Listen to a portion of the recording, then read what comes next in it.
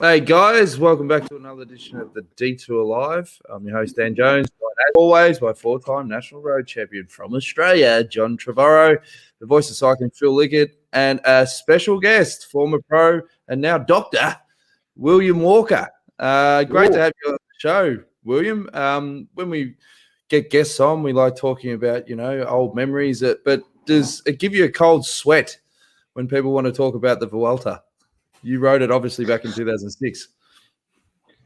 Yeah, it's a long time ago. I was 20 at the time. I'd actually only signed professional with Rabobank halfway through that season, and it was just my third race as a pro. It was absolutely horrendous how exhausted I was halfway through the tour. I remember just hanging on for absolute dear life, and there was I think the second last mountain stage, I was dropped when I could see the hill, and that was still with about 150 kilometers to go. We hadn't even started the climb yet. And I had this director sportif that you might have heard of, Joop Zoetemelk, and he'd always been in the top three of any Grand Tour he started. And he just looked at me and said in Dutch, "Why don't you just put it into the big chain ring and catch up to the group ahead?" And I just thought, I can hardly think about walking up a set of stairs right now, let alone putting it in the big chain ring. So, well, we've had you on the show before, and we're almost going to be like champions of not over racing these younger riders. But she's a different era now, mate. You've got 21-year-olds win the Tour de France, and if it all comes down to it, they manage them differently. But they've learned from the mistakes of what they did to poor old William Walker back in the early days. Well, they have. That's the whole thing. They didn't throw someone in who's just having their third race as a pro who hasn't had the background and throw them into a Vuelta. That was terrible. There are other dickheads who did things like that, like me, but that was because that was my own bloody volition. It wasn't anyone pushing me to do it. But so what were your memories of that? Vuelta. I mean, other than that's your terrible memory, but you must have had some fond memories of it as well, will you? A few fond memories. I think one of them was that we went there because Denis Menchov was going to go for the overall, and when he wasn't doing too well in the race, I didn't have to ride on the front. So that was one fond memory. The second fond memory was my godfather's Spanish, and my dad flew over to see him, and they motorbiked up to the race to see us. So that was pretty cool. And then the third fond memory, which to be honest was making the time cut in the second last stage, which was the time trial, after missing the start of the time trial. I missed it by a minute and a half.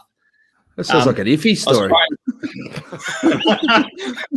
Yeah, I don't think I've really ever said that before. I just almost forgot it happened. But I was warming up so ferociously that I just was like, I'm going to go for a top 50 today in the time trial and really show everybody that, I've come out of this tour okay, and I missed the start. So, oh, jeez.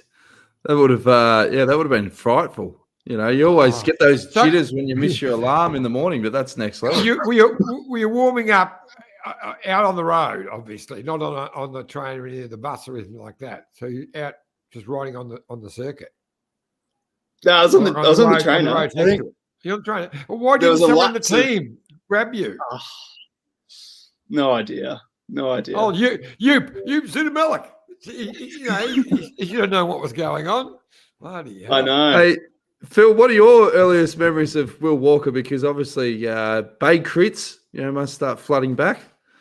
It's exactly that, Will. It's the Bay Crits. You remember when we were up in the park there in the Botanic Gardens in Geelong, and you were just excelling all over the place. We had the crowd on their toes screaming for you, and they were great moments, and there was a huge crowd. You became a hero overnight to me that day, and so it proved.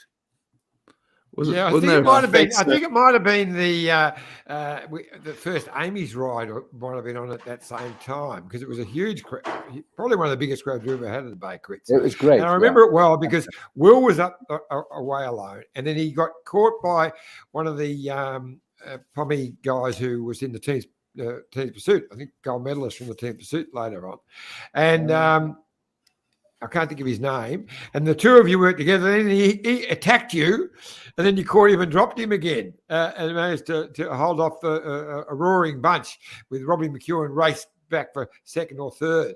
But my favourite part of that was when you got up onto the stage, and Phil Liggett said to you, how does it feel to beat Robbie McEwen? And you said, I'm happy just to meet him. And I thought, oh, that is sensational. Wow. Remember that, Will? Oh, God. I mean, I've been a big Robbie McEwen fanboy from day dot. I mean, he's pretty much the coolest cyclist. And how good is it just listening to him commentate the Tour de France? I mean, he's just exceptional. So, it's great that I get to remember that. And, just even getting to meet Phil was pretty massive back in those days as well. I mean, you were probably, in my eyes, more famous than Robbie McEwen as well. And I have to admit, when I'm having a bad day at the hospital and I'm realising that I've still got a lot to learn in medicine, I every now and again go for a walk around the botanical gardens in Geelong and just remember the good old days when I was really good at something. How is it all going? Because you have moved into the medical field. How's the progression? Slow and steady. I think it just takes a long time, a lot of work, some patience, and I think it'll probably end up being 20 years before I'm really good in my profession. And it's a little bit different to cycling like that. Cycling, probably 4 or 5 years before you can start to get towards the top of your game. But then again, with Cadell, it nearly took him about 20 years to become a Tour de France winner too. So I think this time I'm not trying to, at all costs, become as good as possible as quickly. I'm just a little bit more patient. I've learned from the mistakes of the past about, pushing your body too much. So. Well, we better talk about, obviously, the Vuelta a España. We thought there was going to be fireworks yesterday. And how did you see the stage overall, Johnny? It's funny. I think if you put the DeLorean and go back to last night when we were debating it with Henk Vogels, Henk felt that that Roglic would win the stage and they wouldn't let them get away. But I did think that the break might stay away, because I thought, I don't think Jumbo-Visma really care about keeping this red jersey right now. And they weren't going to chase. None of the sprint teams were going to chase because the last 8K was too hard. So it was a funny old day, and it was virtually a pretty easy stage except for the final 8 kilometre climb. And the temperature which has been ridiculous in Spain up until yesterday, high 30s, was only mid-20s, and actually was only about 7 or 8 degrees on top of the climb. So it was a very different day. A really strong group got away. And at one stage they had 9 minutes and into the latter part of the stage. But in the end, they chased it down, and I think it was only a minute 50 back to the, or minute 40 back to the group. But a really good day, and a fantastic winner. I mean, he's been around for a while. Alain Taramay is the right spelling, or Phil, you're better than me. Taramay, Estonian. And he's been, he first rode the Vuelta G, I think, round about your time. I reckon he might have been riding back when you did, Will. That might have been his first tour around about that time. And he was touted to be a superstar. He'd done really good rides in, he was national champion and good rides in world championships, and finished 11th in the Tour de France. But and then he just sort of dropped away. He won a stage in the Giro, I think, in 2016. But he came back with a vengeance. He was very, very good yesterday.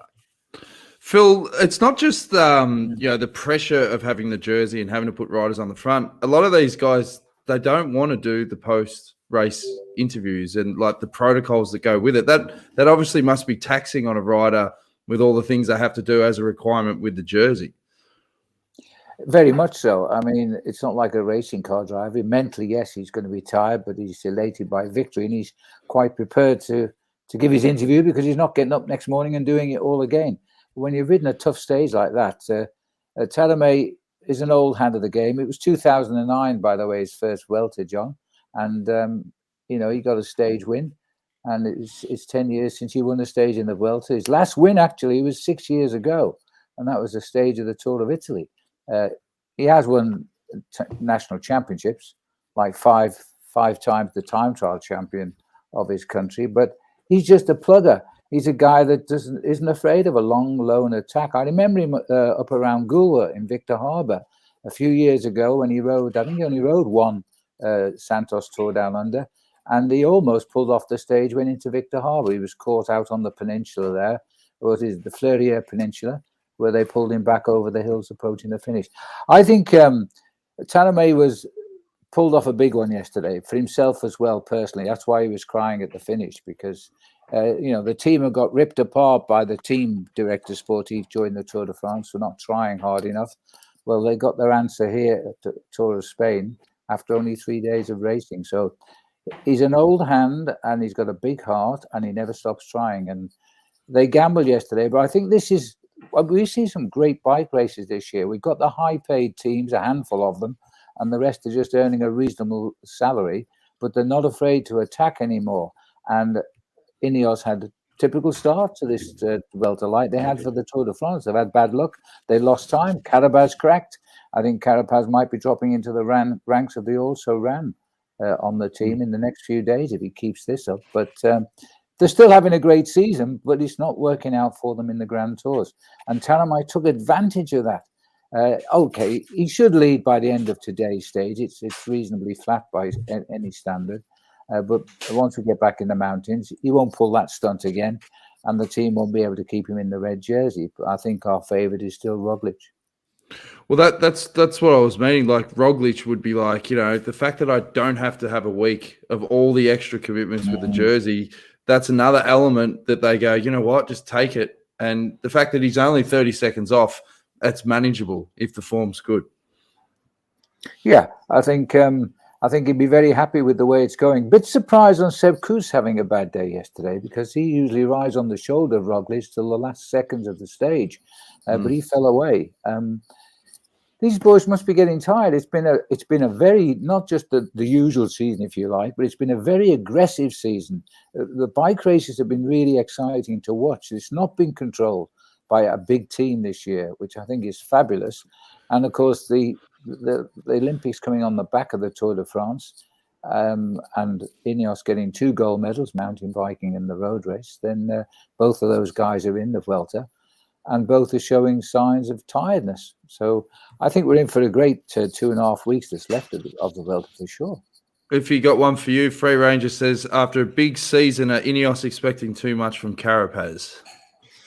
I reckon that Carapaz has just been celebrating his gold medal performance, and I don't think he came here to go for the GC. I mean, he ran third in the Tour de France not that long ago, and he's won the Olympics.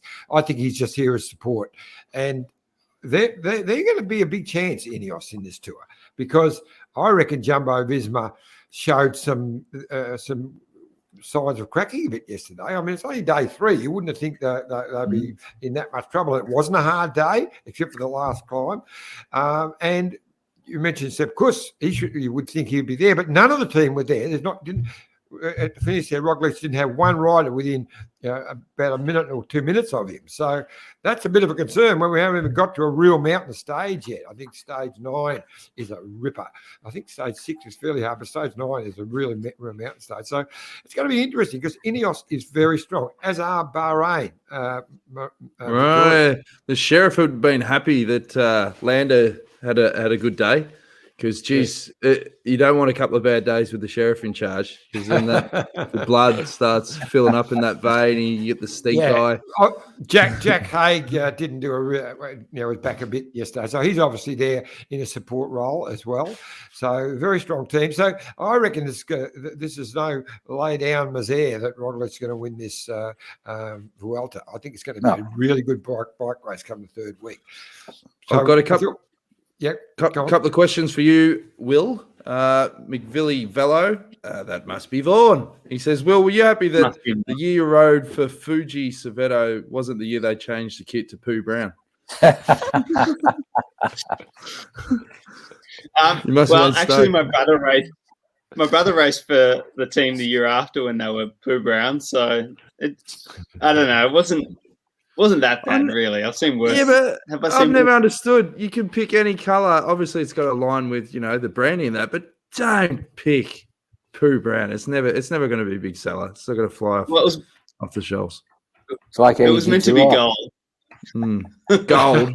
It's too risky. Stay out of the gold area altogether. All right. Yes. Got another one for you from the Will Wizard.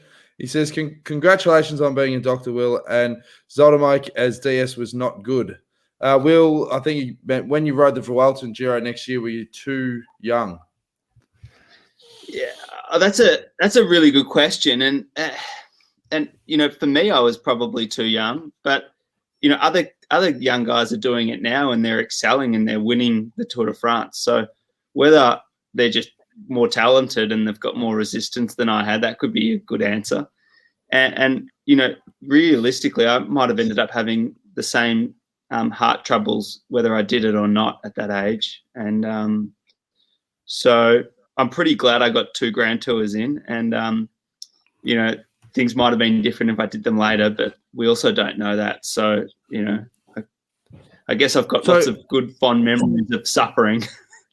So when we say, or you say a lot, they manage it a lot better now. What does that actually mean? Like specifically, what are they doing differently to what they did 15 years ago?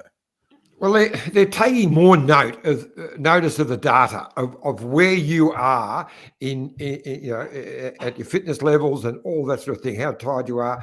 So I disagree with a little bit from what Will was just saying, in that we know how talented Will was. We never got to see what he could have done. He could have, he was being touted as the next Cadell and all that, which is a lot of pressure to put on a young man as well. You'd been up there and second in the under 23 Worlds, and you'd already been national champion at 19. I think you won the Australian Road Title. So you're on that trajectory. They got you because of your talent. But you didn't just turn pro. It's your 3rd race with them, and they whack you into a Vuelta. They hadn't done any real testing of where you were at that point of the career, ready to jump into a 3-week Grand Tour, a monster thing. So you can come out of those things tired, or you can come out of them really, drained, and it starts to do a bit of damage. That's what I think. Yeah, look, I won't go against you on that, right, at all, John. I think you're probably right. And when you talk about the managing riders, I mean, I think I got one phone call from the director sportif that was meant to be looking after me each year, and it was literally just like, "How's it going? Did you get your ticket for the plane trip?" And that was it. So there wasn't a lot of management going on back in those days. So, Will, if you were running the show nowadays, right, particularly for young riders, how would you approach the race schedule and the plan? How much buy-in would you give a rider to their sort of schedule? Well, I don't think riders necessarily need a lot of buy-in, because I think a young rider is always going to want to do more than they probably should. So I think it's about having somebody senior in management that really can say, well, I actually know you're going to be a rider for 10 or 15 years, and let's manage you accordingly. And I think, teams like Green Edge started doing that years ago, and it was about, delivering the riders to races like Tour of Belgium and stuff like that.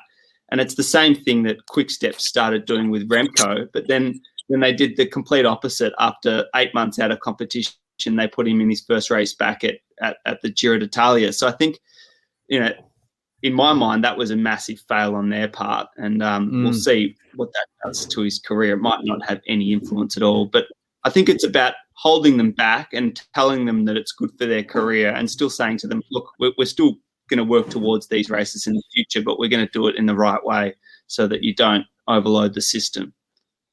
What do you reckon, Phil? Yeah, I think, what made you go into being a doctor, Will? Was it because of your heart condition? Did you suddenly think, I want to know more about this, and you fancied the way of life? Or what made you change and become a doctor? Yeah, well, John and I talked about this before. To be honest, I had a go at making a comeback in cycling, and I was really struggling to find who I was after a career in professional cycling. If I'm honest, I tried a lot of things, and I just never felt comfortable. And I managed to work my way into a health condition that just kept getting worse. And I was lying in hospital, and I really wasn't healthy at all. And I just had to find a way out from the bottom of from a big hole that I was in. I thought, you know what, I'm in a hospital. Why don't I think about trying to become a doctor? And of course, through all of the medical issues with my heart that I had, I was genuinely interested, and I wanted a massive challenge, a similar challenge to winning the Tour de France. And I thought, why not try and put all those things together and do something that, keeps you interested for life. You get to look after patients and really care for people and make a change to their life.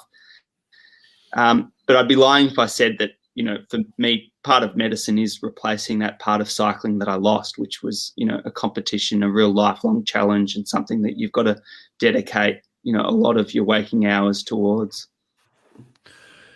Obviously being in that field, is there a lot of stress around the current situation with the pandemic? You look at what's going on in the UK, and there's obviously a lot more vaccinations and so forth, but is it frustrating being in that industry and having a deeper knowledge of what could go badly wrong if we just open the too quick? But on the flip side, you've got the other arguments about, take your time because, businesses obviously need to open and so forth. What's the general consensus at the moment? I think there's differing perspective. There's a lot of doctors, and they're the ones that you hear from in the media. They're really keen to keep everything locked down until we get vaccination rates up to 80%. But my gut feeling is that even once we do hit vaccination rates of 80%, there are still going to be problems with the virus. And I think, there probably is a balance that could be better about starting to just open up slowly and start to realize that the virus is here to stay, like it is in Europe, and start to give businesses some freedom so that there's not as much of an economic cost to Australia. And I think regardless, even if they didn't do anything differently, the thing that frustrates me is we've got so much emphasis on one area of health being the virus right now. I just feel like if we started to talk about some of the bigger issues, or some of the other big issues in health, type 2 diabetes, obesity, some of these things that are really preventable, as well as gambling and mental health, if we put a lot of our efforts towards that, and some of the money that we're putting towards coronavirus in towards those areas of health, we might also have some really good benefits to society. So, I mean, I've got a little frustration that I think this is really great that we're putting so much effort into this, but I just want to make sure that, going forward, we can tackle this and then start to tackle some of the other important areas in our healthcare. Well, it is different seeing these scenes of the Vuelta, and you see all the crowds, and you see, life starting to return to normal. Yet in Australia, there is a real big battle going on, particularly with mental health. Like this is a crossroad for a lot of Australia, because we've been through so many lockdowns, and now, we've got the curfews and that. It's really hard with that mental health side of things to keep pushing forward and to keep positive and so forth. I think the messaging as well, when they do announce these lockdowns, it's got to be, don't be reactive all the time. Talk about the mental health stuff straight off the bat, so that people are aware that there are resources out there. You can get help if needed, but it seems a bit like they make a call and then people react. But anyway, we're going down a bit of a COVID rabbit hole.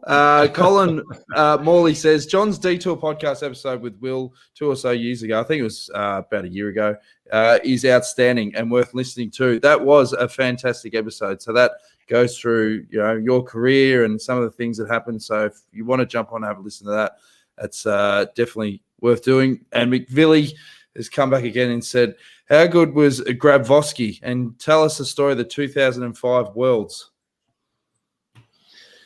Oh, so I'm getting a lot of attention. I've got Phil Liggett here, and I'm doing more I'm microphone than him. Tell me about Grabowski. Who was he?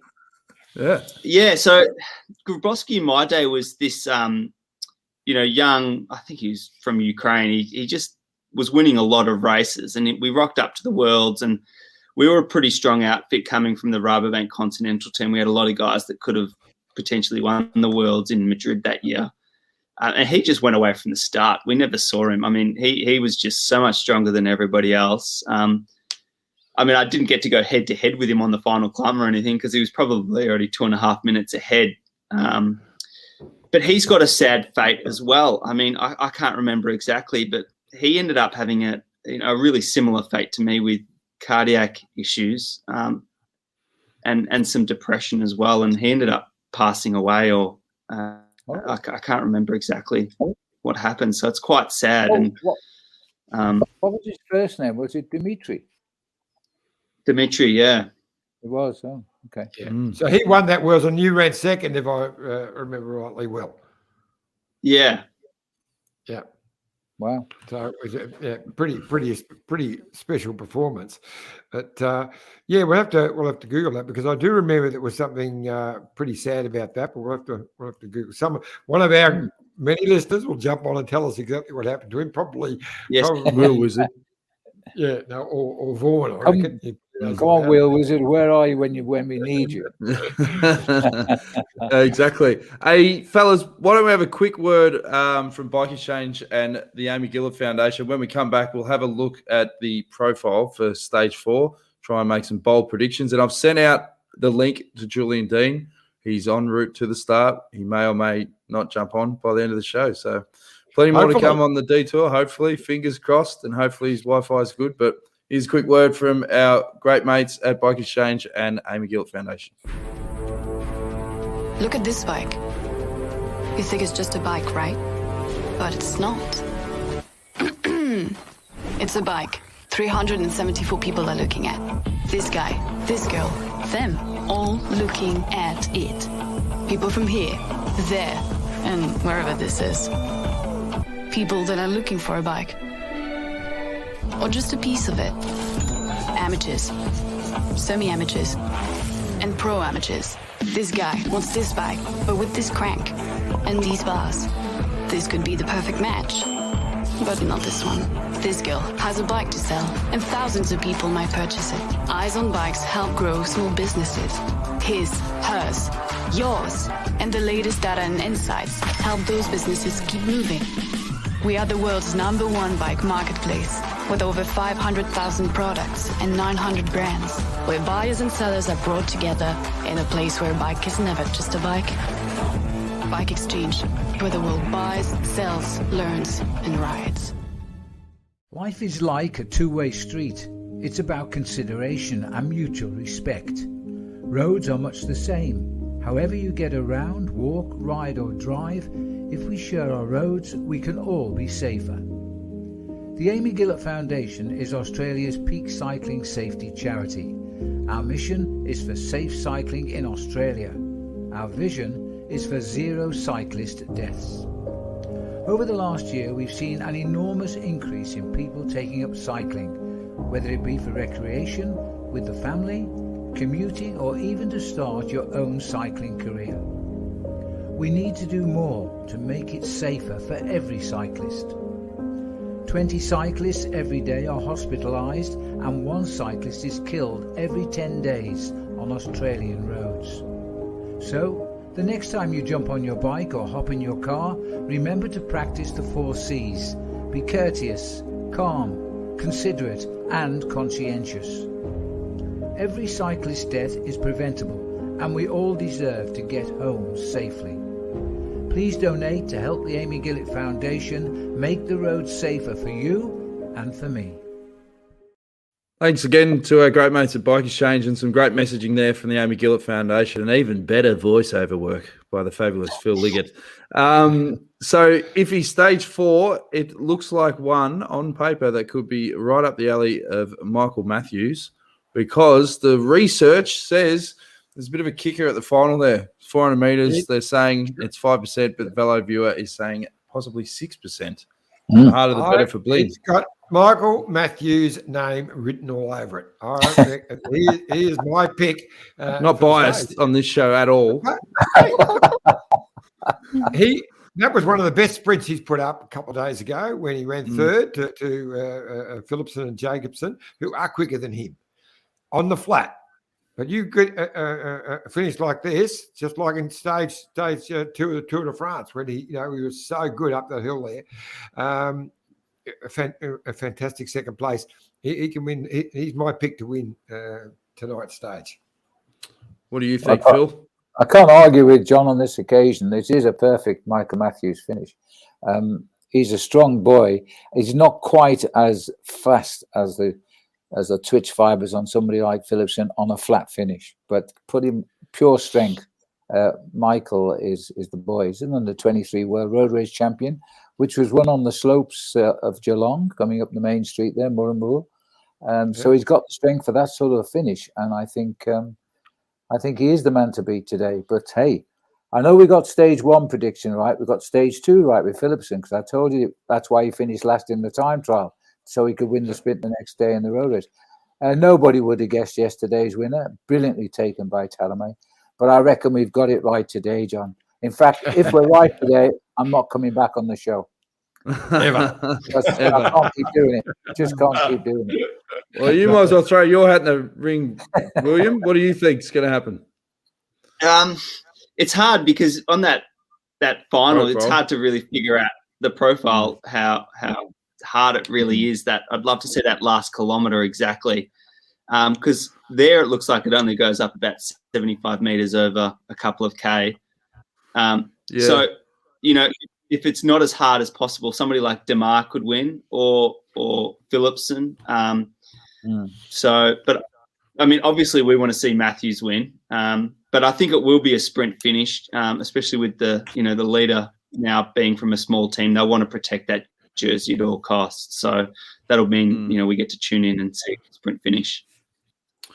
It's definitely going to be interesting. I've got a feeling, that Talamar could keep this jersey for quite a while, because he's not a bad climber. He actually climbs quite well. He finished 11th in the Tour de France, remember. So he's and I don't think Roglic will be that keen to get it back in a hurry. The last week is a monster week. It's really tough. But he could keep this for a week or so.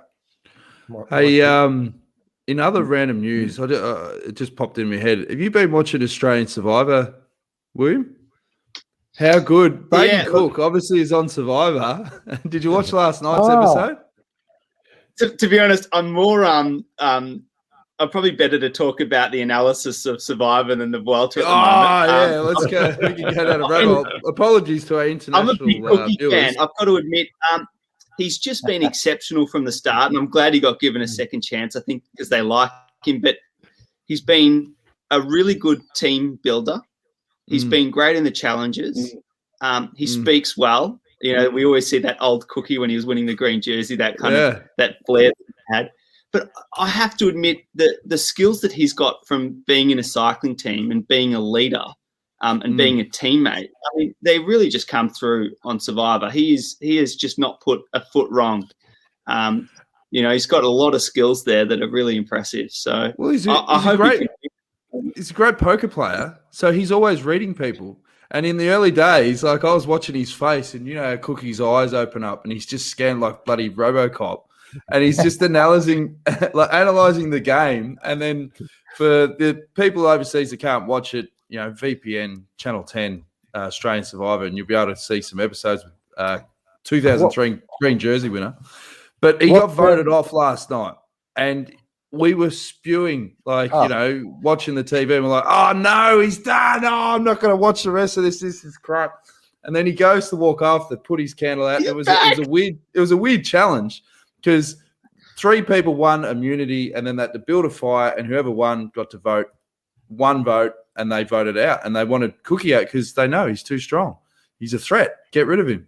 So as he's walking off, I'm going, almost kick the TV over. And there's a screen that says, hey, your game's not over yet. Go walk down to Redemption Rock and, work out a way on how you can get back in. Cookie just goes, oh, that's interesting. Yeah. So he's back. You have to admit, he's shown a lot of integrity too, because he hasn't ever sold anybody out for his own game. No. And everybody on Survivor sells everybody else out. So, and there was one character called George who's particularly flamboyant and a little bit, eccentric. And Cookie was the guy that really backed him and found his qualities and helped them win a challenge, because he's like, no, listen to George when nobody else wanted to. So I'm a massive fan. He's absolutely smashing it. What were we going to ask, Phil? What time is it on? Because I can watch it on VPN. So Sunday, Monday, and Tuesday nights at 7:30 p.m. Aussie time. So that's why we're gonna keep this episode short and sharp, because Survivor starts in 24 minutes. But it's been fascinating. Yeah, jump on and watch it in 24 minutes time. Watch Cookie. Okay. I missed last night. I missed Cookie. The part I love, because I reckon George is just hilarious. But early on, before Cookie decided to jump on George's wagon, when he asked him why he put his hand up to go for a challenge, which would have been hopeless. Oh yeah.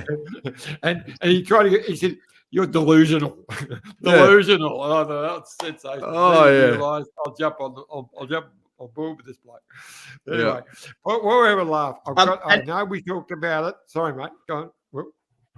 I've got it. Just that moment reminded me of a line. I think it was in the 2002 or 2003 Tour de France. He goes, I think the Pataki had won the stage, and Cookie's been suffering for all of the climbs, and there was a little bit of talk around Pataki getting pushed over some of the mountains to get there, and Cookie goes, it's like getting pushing Sean Eady to the finish. Of course he's going to smash you at the end, and I just thought that's brilliant. What were you going to say, Evie? No, it's just we're laughing about stuff, and I know we spoke about when we did the in-depth interview with Will a couple of years ago, but whenever it was. But I still vividly remember when Will won the Australian Road title in Adelaide. He was only a kid, 19, 20 maybe, and he won the under 20, and it changed the rules of Australian cycling, because at that young age he won the under 23 title and the senior title, because they just used to put the under 23s into the main race, and so he won it overall, which was wonderful. And I remember you finished, surprised everyone, and you're sitting just before the presentation, you're sitting on the tailgate of a wagon just getting changed, and I walked over and said, "Great ride, Will." You turned around and you said, "Yep, I reckon this will get me start money in the next Bay Crits." What a great line. I love that line. It's a great line, because you gave the Bay Crits yet another plug, John. Of course. Another shameless plug. Quite right, too. Quite right, too. Hey, before we wrap things up, John, have we had anyone put in a bid for the silent auction? Now, for those of you that don't know, I want to talk about what the prize is. It's 5 nights in a waterfront villa, breakfast and dinner at the fantastic Amilla Resorts in the Maldives. I'll just play a short little 30-second clip to really get you in the mood to put in a bid. This is a quick clip from the guys at Amilla.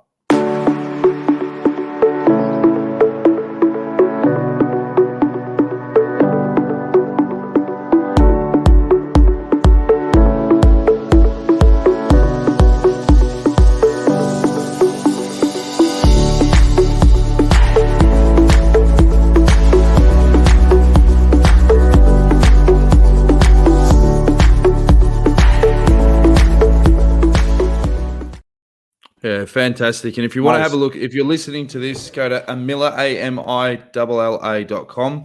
Check out their website. You'll get all the images there. And if you do want to put in a bid, just email john@cyclingevents.com.au.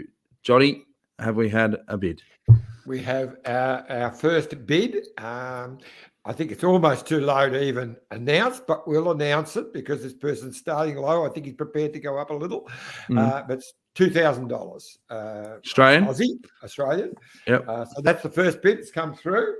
And I will admit it's one of my dad's army cycling crew. That's all I can say.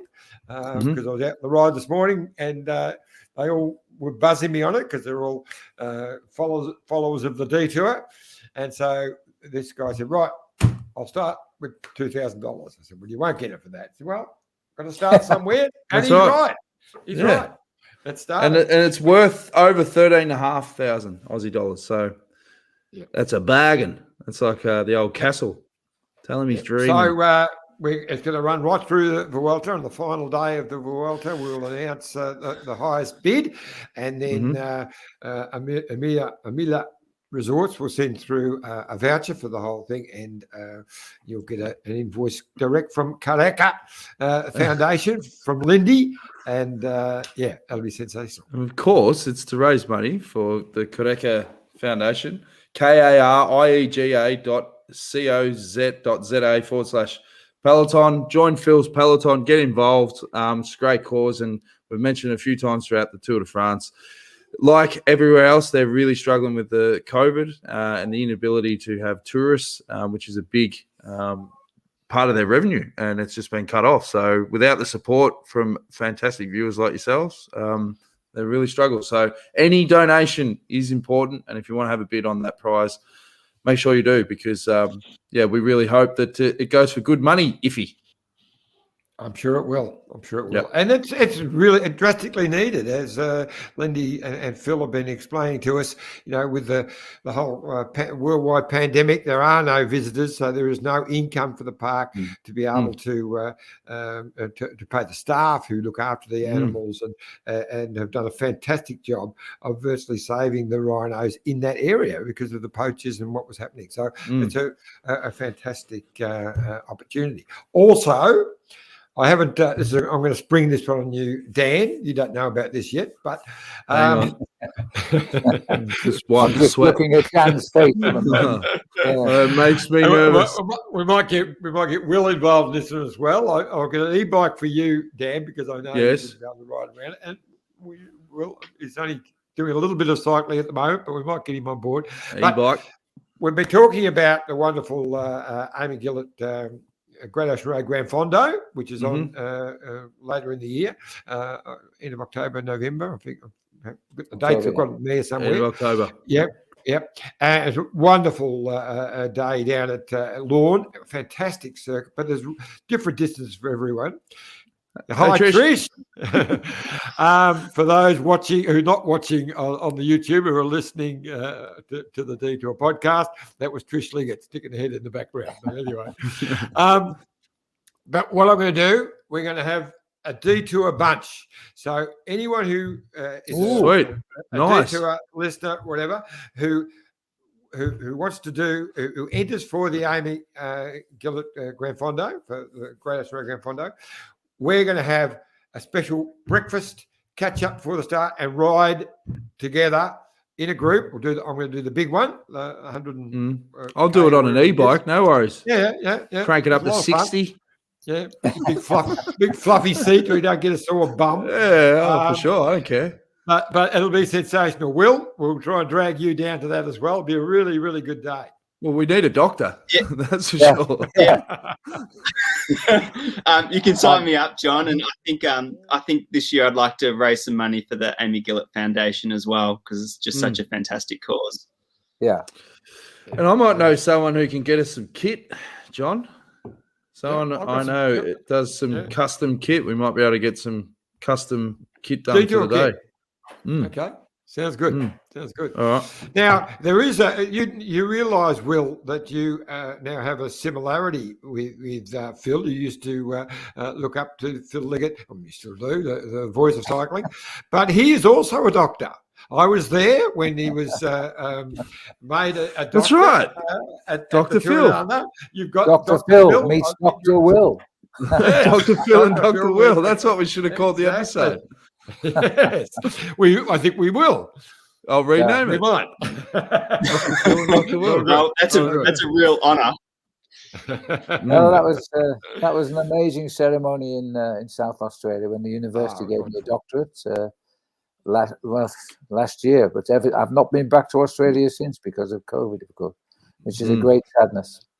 Mate, you'll get back. He'll get back. Well, I hope so. Both of you can use that line. You can legally use that line. Trust me, I'm a doctor.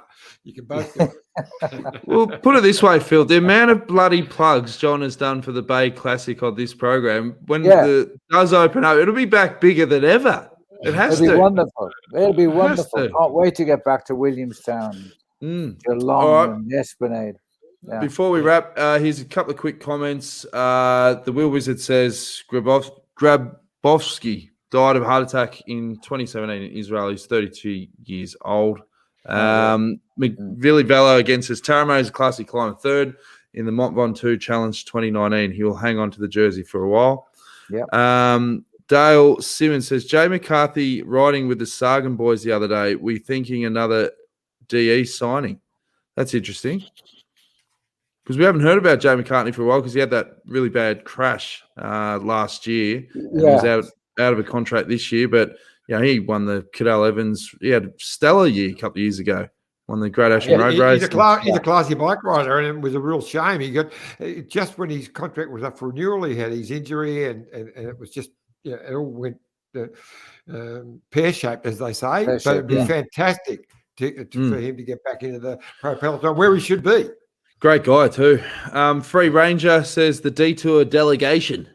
That's got a good ring to it. I like it. Chris Peters goes, how long is your extension cord, Dad? I think he's referring to that. That's been up since Christmas a couple of years ago. I just couldn't be asked taking it down. And you can turn the lights on. So, no, why not? And Darren Spiteri says, are you going to get some jerseys made up for it? Yes, we will. I know a guy that is Spitzy. We'll get Spitzy on. Spitzy will go too hard, but anyway. Yeah. No, we'll get some jerseys, and then we'll talk to the Amy Giller Foundation and see if we can raise some money through the jerseys. So that sounds a great idea. We've got I think we know someone in there. We'll get we do. Katie on board. I think we've got a few contacts, John, finally. It's all starting to pay off. But anything you want to add before we go, Iffy? Oh, look, I'd just like to thank the two doctors, Dr. Phil and Dr. Will, for being a part of the show. I've really enjoyed it. It's been a real fun episode. Will, you're only just down the road. We now and again exchange texts, see how each other's going, but we're going to have to catch up, if not for a pedal, at least for a coffee very, very soon. Sounds so good. Luck, Yeah. Will, in your career, because that's a great direction, I must say. Well done. Yeah, it's an unbelievable story, mate. Unbelievable. The fact that you've just taken on the challenge and kicking goals post height. Yes, John. I meant to bring it up earlier, but I just wanted to congratulate Chloe Hosking, who won the first stage of Norway in the weekend. She's had a terrible year with COVID. She's been 4.5 months off the bike with COVID, and to come back and win the final stage, and Annemiek van Vleuten won the overall, but a fantastic ride by Chloe. So we'll get her on the show and have a chat. Yeah, and of course she former winner of the Bay Crits. So you had to ruin it. Jeez, every time. We must talk about the Bay Crits more often, I feel. Oh, no, just shameless. YouTube.com/the Bay Crit. Sorry, now the podcast. Make sure you get involved, like, share, subscribe. Thanks again to the two doctors for being on the show. What do you want to say, John? You were going to bring that up at the start of the show. That's correct. Remember? And I forgot. But we move forward because that's what we do on the detour, mate. Learn from your mistakes and don't repeat them. So, hey, thanks again, boys, for joining the show. We'll see you again tomorrow. Now, before I do go, I think, John, I'm going to have to record the show at 7:30 tomorrow night from here because I won't be home at 6:30. So, actually, I probably should have this conversation off air, but we'll let people know. I thought you were going to call here and do it from here. Nah, restrictions. I can't. No, there's no restrictions here. Yes, but I'll do. I'd prefer to do it from Melbourne. I think it's going to be. I'm just straight out. Better sound facilities. You heard it first here. 7:30. So 7:30 tomorrow night. Australian Standard Time. Yeah. Yes. Yep. And Survivor's not on, so it doesn't matter. And Survivor's about to start in 10 minutes. So priorities. Enjoy Survivor, folks. We'll see you again tomorrow. Thanks again to the two doctors, Phil and Will. See you guys. This is the winning ride of the Tour de France.